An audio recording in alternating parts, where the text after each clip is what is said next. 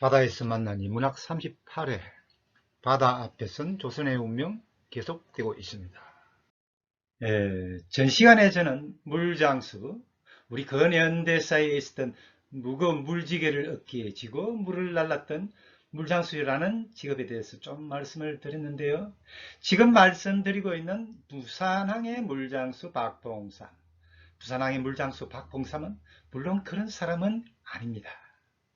박봉삼은 일제강점기와 광복을 맞이했던 1940년대 중후반에 부산항에서 항구에 입항하는 선박들, 그 배에다가 물을 공급해주는 업자였는데요. 우리는 이렇게 입항하는 배에 물을 공급하는 배를 보통 급수선이라고 부릅니다. 그렇습니다. 박봉삼은 급수선을 운영하는 선박 급수업을 하고 있었습니다. 지금 화면에 자료 사진을 보고 계시는데요. 그렇습니다. 급수선입니다. 이 급수선이 물을 대지 않으면 화물선은 출항할 수가 없겠죠. 당시 해운업이 운영되는데 뺄 수 없는 중요한 역할을 맡은 건데요. 박봉삼은 일제강점기에 부산항에서 바로 이 급수선을 운영하던 사람입니다. 그런데 이 보통 사람 박봉삼이 당시 한국 해운계를 위하여 놀라운 공적을 남기게 되는데요. 사실 이 사실을 알고 있는 사람은 또 별로 없는데요. 1945년 해방이 되고 나서 당시 한국 해운계에는 먼 바다를 항해하면서 무역을 수행할 수 있는 선박이 한 척도 없었는데요. 한 척도 없었다니 참 놀라운 일 아닙니까? 한반도의 부산항이나 인천항, 군선항, 원산항 같은 개항장마다 입출항하는 화물선이 넘쳐나는데 일제강점기에 말입니다. 왜 해방이 되니 배가 한 척도 없다는 겁니까? 그것은 여러분 이런 겁니다. 일제가 전성기이던 시절에는 일본 본토뿐만이 아니고 식민지인 한반도에도 화물선이 많이 입출항했습니다. 그런데 여러분 이것 혹시 아십니까? 이러한 화물선들은 모두 그러니까 한반도에서 운영되던 해운업은 일본 자국의 이익을 위하여 운항되었던 겁니다. 2차 대전이 일어나고 일본은 한반도의 상선들을 군수송선으로 차출했는데요. 일본은 미국과 붙은 이 태평양 전쟁이죠.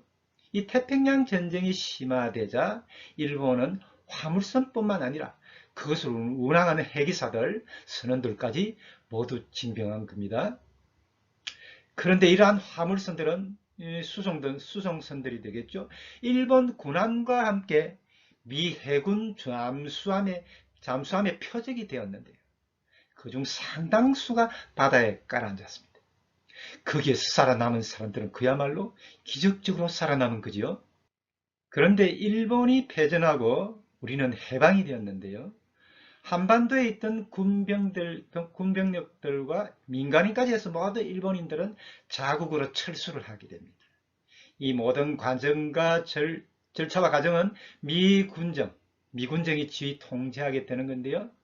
당시 일제강점기 하에 한반도에 소지하던 시설과 주택, 선박들, 이 모든 것은 한반도에 그대로 두어야 한다고 미군정법이라고 그러죠. 미군정법에 명시되어 있었습니다. 이 미군정법은 1948년 우리 헌법이 제정되고 행정부가 공식적으로 작동하기 시작하는 그 시간까지 유지가 되었는데요. 일본은 패전국이지 않습니까? 미국은 성전국. 패전국 일본은 성전국 미국의 미군정법을 당연히 따라야 하는 겁니다.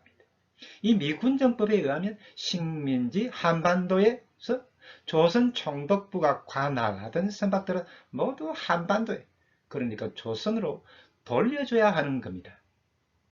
물론 이 미군정법은 선박들, 그러니까 일본이 운항하던, 이 일본 사람들이 운항하던, 더 정확히 말하면 일본 해기사들과 해운업자들 말인데요. 이 일본 해운인들입니다.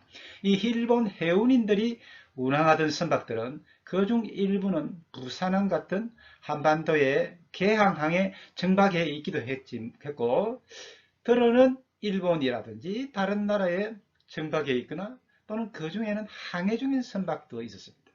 이 화물선들은 말이죠. 그런데 이 화물선들은 지금 수준으로 보면 그리 큰 배가 아니지만 당시로서는 대형선이라 볼 수 있는 그런 화물선들입니다. 우리는 당연히 그 선박들, 그러니까 당시 조선 총독부가 관할하던 우리 한반도에 속해 있던 선박들은 당연히 우리의 것이니 돌려달라고 요구를 했는데요.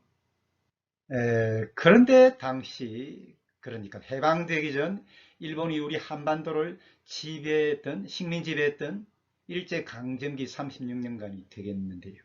이 기간에 한반도는 인적으로 물적으로 수많은 수탈을 당했는데, 나중에 일본과 미국이 붙은 전쟁, 이 태평양 전쟁에서 나중에 전쟁이 심화되니까 일본은 전쟁에서 필요한 물자가 모자라 우리들 조선인들 가정집에서는 이 식사할 때 사용하는 그릇 있지 않습니까? 이때 노쇠 그릇도 있었는데 이 노쇠 그릇과 숟가락 젓가락까지 곡물로 바쳐했다는 것 아닙니까? 그리고 이네들이 얼마나 파렴치한 사람들이었는지, 패전해서 일본으로 돌아갈 때 공장이나 전력을 생산하는 발전시설, 기관시설 같은 공공시설들 말이죠. 중요한 부품들은 일본인들이 다 뜯어갔다고 하지 않습니까? 그 결과 우리 한반도에는 경제적으로 무엇 하나 해볼 만한 것은 아무것도 없었던 겁니다. 그런데 말이죠, 여러분, 좀 전 말씀드린 이런 화물선, 비록 좀 오래돼서 노화되었지만 이런 대형 화물선 한 척이라도 있다는 것, 여러분, 이것이 무엇을 의미하는 건지는 아마 상상이 가실 겁니다. 일본이 패전하고 해방이 되자 미 군정법에 따라 우리 해운인들은 일본 측의 일제강점기에 우리 한반도에 속해 있던, 그러니까 식민지 조선을 통치한 조선 총독부의 관할하에 있던 화물선들을 일본 측에 요구를 했는데, 그런데 일본 해운인들은 그냥 오리발을 내미는 겁니다. 그런 건 없다는 거예요. 태평양 전쟁 중에 미 해군 잠수함의 포격을 받아서 모두 물속으로 깔아앉았다는 것 아닙니까? 이건 새빨간 거짓말입니다. 사실 태평양 전쟁의 막판에 일본 해군은 군함뿐만이 아니고 수송을 떠맡던 화물선들도 많이 깔아앉았습니다. 그렇지만 하나도 남김없이 멸실되었다는 일본 해운인들의 주장은 완전히 거짓말입니다. 이 새빨간 거짓말에 그냥 쏘아 넘어갈 우리 해운인들이 아니지요. 몇 척의 화물선들이 아직 남아있다는 것을 우리 영리한 해운인들은 잘 알고 있었습니다. 그것을 돌려달라는 건데, 그런데 이 일본인들이 없다고 그냥 오리발을 내미니 참 난감한 지인이 되고 말았습니다. 바로 이때입니다. 이때 우리 측에서는 해결사가 한 사람 등장합니다. 한반도의 대표적인 무역항 부산항에서 급수선을 운영하던 물장수 박봉삼이라는 사람이 등장한 겁니다. 과거 한반도 소속의 수많은 화물선들이 입출항하던 부산항, 이 부산항에서 박봉삼의 급수선이 정박한 화물선에 물을 공급한 내역을 기록한 일지, 급수일지라고 그러는데요. 이 급수일지를 찾아냅니다. 아주 기적적으로 찾아냈습니다. 이 급수일지를 찾는 일은 불모의 한국 해운계를 위하여 헌신하겠다는 마음 없이는 불가능한 일이었다고 하는데요. 이 일지를 가지고 박봉삼은 전쟁 중에 멸실되지 않은, 그러니까 지금 현재도 존재하는 것이 확실시 되고 있는 선박의 목록을 작성할 수 있었는데요. 이 목록을 한일 간 해운회담에 참석하는 우리 한국 측 대표에게 건네주는 겁니다. 당시 일본인들은 일제강점기 때 우리 한반도 소속의 화물선들을 우리에게 넘겨주지 않기 위해서 일본 땅에 있는 항구에, 여기저기 항구에 여기저기마다 숨겨놓고 있었는데요. 남의 물건을 몰래 꽁쳐놓고 있었던 거죠. 이 선박들을 우리 해운인들이 직접 발로 뛰고 눈으로 확인하여 찾아낸 겁니다. 박봉삼이 건네준 급수일지가 명백한 증거가 되는 화물선들을 찾아낸 겁니다. 이렇게 되니 일본 해운대인들은 꼼짝할 수가 없는 거지요. 우리 재산, 우리 선박들을 우리 쪽으로 바로 가져올 수 있었던 겁니다. 이 얼마나 큰 일인지. 여러분, 삼면의 바다를 끼고 있어서 해양국으로 성장하지 않으면 살아남을 수가 없는, 바다가 운명이 될 수밖에 없는, 해운업을 하지 않으면 나라의 운영이 제대로 될 수 없는, 그렇지만 빈털터리 처지이기에 해운계에서도 먼 바다를 건너는 화물선이 단 한 척도 아쉬운 시기에 부산항의 물장수 박봉삼은 큰 역할을 해낸 겁니다.